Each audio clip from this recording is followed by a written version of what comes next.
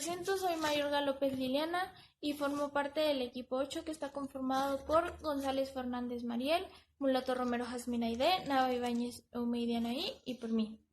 Les vamos a presentar el tema de servicios de nombres, del cual se desprenden 3 subtemas: DNS, BUTP y DHCP.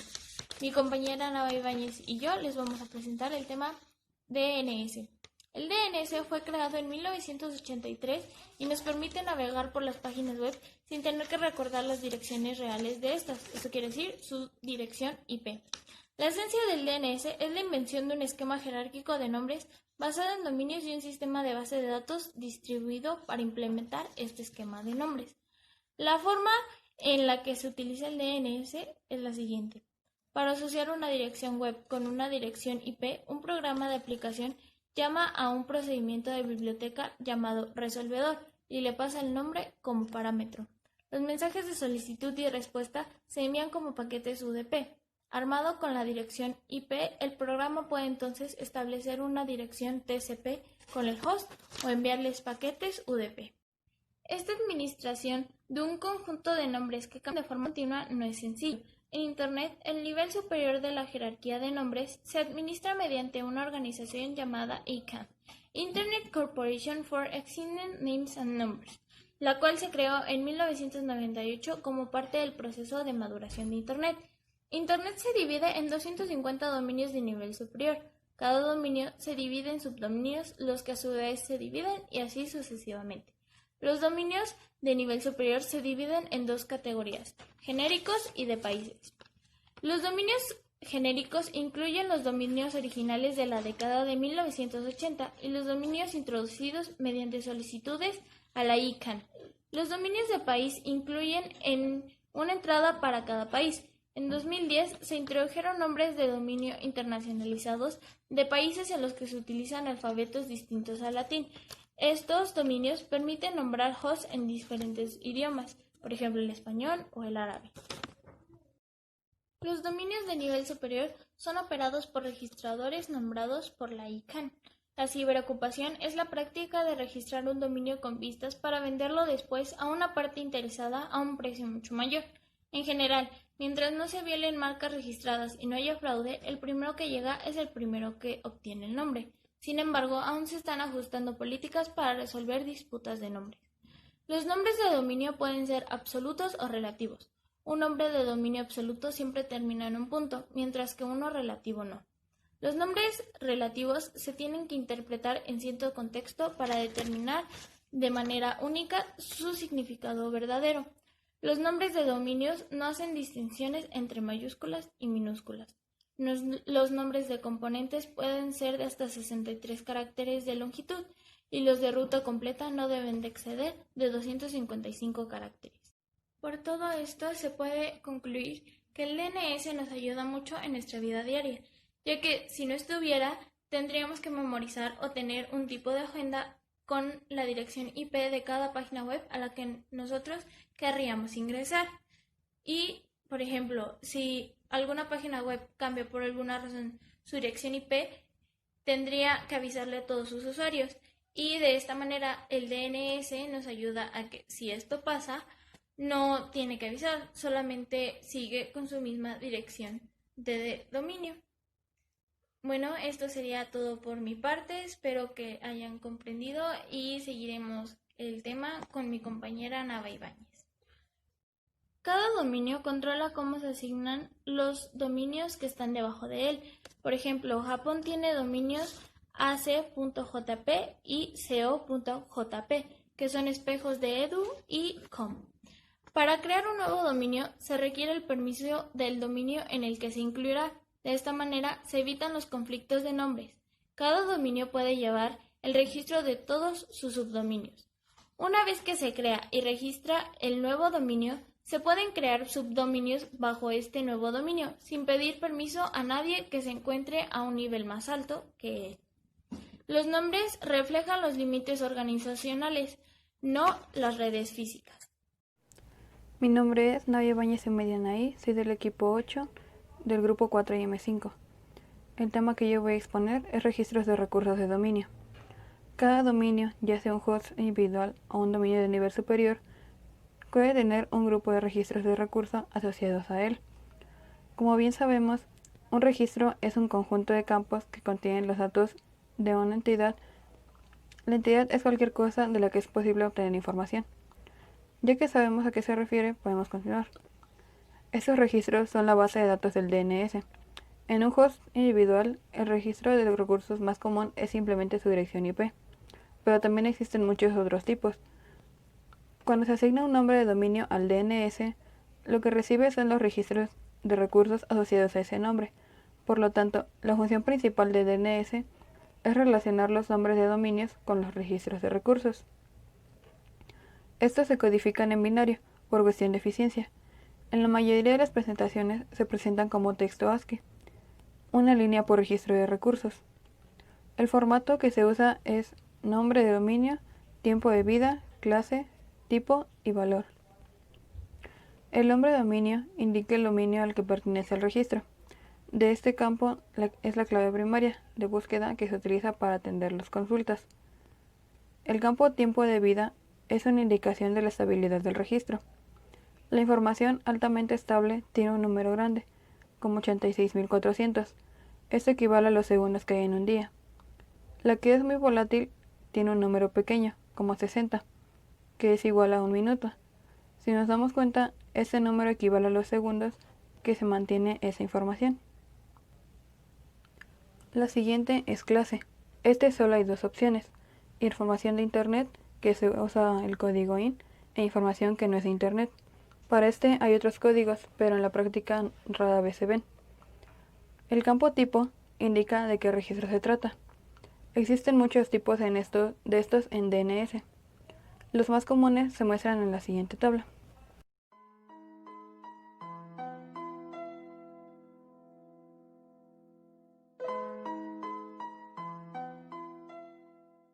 El registro SOA proporciona el nombre de la fuente primaria de información sobre la zona del servidor de nombre. Esto quiere decir que muestra de dónde viene. Puede ser correo, la dirección de donde se encuentra, cosas de esas. El tipo de registro más importante es el A, el cual contiene una dirección IPv4 de 32 bits para algún host. El registro Quad A tiene una dirección de 128 bits correspondiente a IPv6. El registro MX especifica el nombre del host que está preparando para aceptar el correo electrónico del dominio especificado. Este es un registro común. NS es otro importante, ya que especifica un servidor de nombres para el dominio o subdominio. Los registros CNAME permiten la creación de alias, al igual que PTR. Sin embargo, la diferencia de PTR con CNAME es que PTR es un tipo de datos DNS normal. Su interpretación depende del contexto en que se encuentre. SRV permite identificar un host para un servicio dado en dominio. SPF permite a un dominio codificar información sobre qué máquinas en el dominio enviarán correo al resto de Internet. Al final está el tipo TXT. Su objetivo original era permitir que los dominios se identificaran a sí mismos en forma binaria. Ahora usualmente codifican información legible por máquina, por lo general información SPF. Por último, el campo valor. Este puede ser un número, nombre de dominio o una cadena ASCII. Bueno, eso es todo de mi parte. A continuación, mi compañera Mariel. El bot. El bot es un protocolo de red UDP que es utilizado por clientes de red para que les proporcione una dirección IP automáticamente. Las características del bot son que fue creado antes del DHCP y, como se mencionó anteriormente, te asigna una dirección IP automáticamente. En la imagen se pueden apreciar más de sus características. A continuación se mostrará una imagen con los pasos sobre el bot.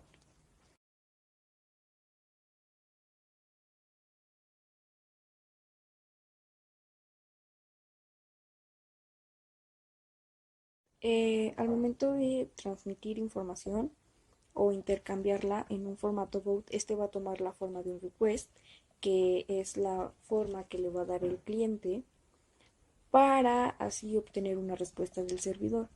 Algunos de sus conceptos son el código, que es la petición y la respuesta, el tipo HW, que es el tipo de hardware, la longitud, que es la longitud de la dirección. Los saltos son cuando el cliente los pone a cero, y el router se va a encargar de incrementarlos al momento de transmitir la petición a otro servidor. Eso también sirve para encontrar bucles. El ID de transacción se utiliza con un número aleatorio, el cual se va a encargar de emparejar la petición con la respuesta. Los segundos, estos son proporcionados por el cliente, ya que él se va a encargar de tomar el tiempo del momento en el que empezó a hacer dicha acción. La dirección IP del cliente, esta la fijas tú, es una que ya conoces. Tu dirección IP es una que pues conoces, y en dado caso de que no sea así y hayas puesto que tu dirección IP es 0 ya que no la conoces, el servidor se va a encargar de proporcionarte una. La dirección IP del servidor es proporcionada por él mismo, y la dirección IP del router, esta la va a proporcionar el router en dado caso de que se esté usando un boot forwarding. Dirección hardware del cliente, esta la va a proporcionar él y será usada por el servidor, el cual se va a encargar de llevar el registro de quien la está utilizando. El nombre del hot server es opcional, terminando en X00. También tenemos el nombre de el fichero de arranque. Este se deja nulo o se proporciona un nombre genérico, por ejemplo, el router. También tenemos el área específica del fabricante, y pues esta es opcional, o sea, se proporciona o no, tú decides. Y bueno, amigos, esto sería todo de mi parte referente a los bots. A continuación, mi compañera Jazmín les hablará de DHCP. Buenas tardes, compañeros, yo les voy a hablar sobre DHCP, pero primero que nada les voy a decir qué significa este. Este significa protocolo de configuración de host dinámico. Como podrán ver, no coincide con las siglas. Esto se debe a que viene del inglés, que es Dynamic Host Configuration Protocol, y esto ocasiona que las direcciones IP se generen automáticamente. También hace que la información que contenga cada host en la red pueda ser mucho más fácil y que se comuniquen de una manera más sencilla y eficiente con otros puntos finales. Pero a todo esto, ¿qué es DHCP? Bueno, antes que nada, cabe destacar que DHCP se define como estándar. Esto es definido por la IETF, que es Internet Engineer Task Force. DHCP fue basado en el protocolo BOOT, que fue mencionado anteriormente por mi compañera. Bueno, DHCP cabe resaltar que es algo muy pequeño, algo de tamaño muy pequeño, y esto hace que regularmente se inserte directamente a la BIOS de una PC, para que así se pueda conectar a una máquina que no tenga un disco duro. Gracias a esto hace que se puedan conectar al servidor TFTP. Este servidor le solicita al sistema operativo que ejecute al DHCP de forma local. Al principio esto puede ser algo muy tardado e incluso fastidioso, pero después de todo el proceso corre como cualquier otra cosa. Gracias a esto se genera la administración de las direcciones IP adentro de un intranet. Esto se utiliza para que los equipos configurados con las IPs dinámicas puedan obtener una IP dentro del dominio que el administrador haya configurado en ese mismo instante o anteriormente. También asigna la máscara de subred, la división de las puertas de enlaces predeterminadas, las direcciones de los servidores, de nombres de dominio, que es DNS. También DNS fue mencionado anteriormente por mis compañeras, y las configuraciones predeterminadas. Pero para que todo esto suceda exitosamente, los equipos que tienen direcciones dinámicas necesitan una dirección IP, pero para que las tengan, mandan un mensaje a toda la red para que se les dé acceso a esta.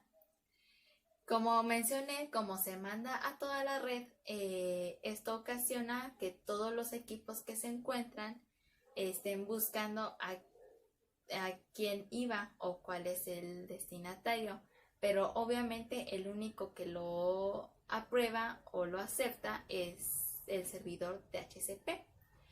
Esto ocasiona, como no tiene un destinatario, hace que haya tráfico en la red. También hace que los equipos vayan mucho más lentos de lo normal. Para poder evitar todo esto, lo que es recomendable hacer es, cuando uno manda el mensaje para poder tener la dirección IP, pues de configurar el servidor que tenga un tiempo prolongado o alargado, para que así no se forme el tráfico en la red y no haya una lentitud en todos los equipos. Es recomendado que las direcciones fijas estén con los equipos fijos, mientras que el servidor DHCP se quede con los dispositivos móviles. Esto se debe a que los dispositivos móviles no tienen una dirección IP fija, solo la tienen temporal. Por eso es recomendable que el DHCP se quede con los dispositivos móviles junto con las direcciones dinámicas. Bueno, les voy a mencionar algunas características que tiene DHCP. Técnicamente son casi iguales a las del protocolo boot, pero tienen unos mejores cambios. Algunas de ellas es de que tienen una administración mucho más sencilla que la de boot, tienen una configuración automatizada, y también tiene cambios y traslados de un lado a otro. También cabe destacar que puede aguantar una conversación entre cliente y servidor que es robusta, cosa que boot no puede hacer. Ahora les voy a hablar sobre el funcionamiento de lo que es del DHCP. Su funcionamiento se divide en 3 secciones. Esto se debe a que no hay una sola localización. La primera localización es la automática, es la que DHCP asigna a una dirección IP para un periodo permanente en el host. Esto quiere decir que ya no puede ser cambiada y se quedará ahí. La segunda es la localización dinámica. DHCP asigna una dirección de tiempo limitado. De hecho, esta localización es la única que puede reutilizar las direcciones IP que ya no necesita al que al principio fue asignado. Y por último es la localización manual. Es aquella que el administrador de red asigna a la dirección del host. Bueno, a continuación les voy a enseñar cómo funciona el proceso del mensaje del DHCP.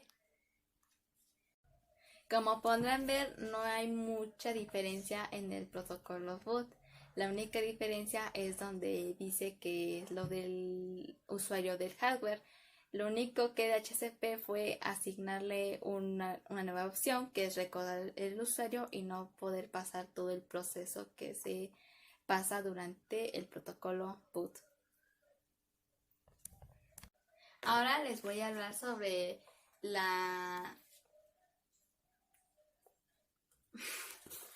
asignación de direcciones con DHCP. Para que esto se logre, la asignación de direcciones es de que DHCP se basa en un modelo cliente-servidor, como lo había mencionado anteriormente en las características.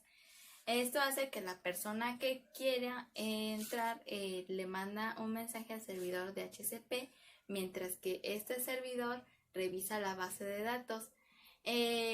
Gracias a que revisa la base de datos, puede encontrar si en verdad necesita o si es él. Entonces, gracias a esto también se pueden tener diferentes preámbulos, como la máscara de la subred, el utilizamiento del proxy, las autenticaciones más rápidas, entre muchas otras cosas, pero esas son las más destacables. También existe la simplificación de las direcciones. Esto es muy, pero muy recomendable que no se haga de forma manual, ya que normalmente si una persona lo hace de forma manual, puede ser que haya muchísimos errores y sea algo confuso.